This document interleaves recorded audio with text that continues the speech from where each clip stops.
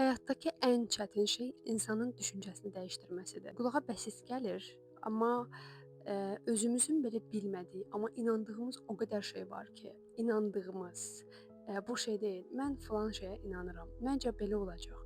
Belə üzdə görünən inanclardan danışmıram. Həqiqətən özümüzün belə xəbəri olmadığı şeylərdən. Çünki insan var düşünür, hər hansısa bir şey ona xoşbəxtlik gətirəcək içdə. İnsan var düşünür onun üçün bədbəxtlikdir.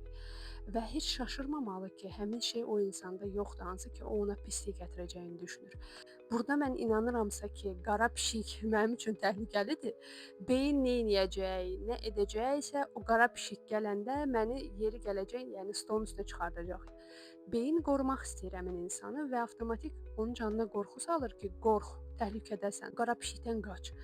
Bu qara pişik bəzən olur pul, bu qara pişik bəzən olur münasibət, bu qara pişik bəzən olur komfortlu həyat, sağlamlıq belə ola bilər bəzən. Çünki sən sağlam olarsansa, sən heç kim sevməyəcək. Sən xəstə olsan, sən qayğı görəcəksən, sevgi görəcəksən.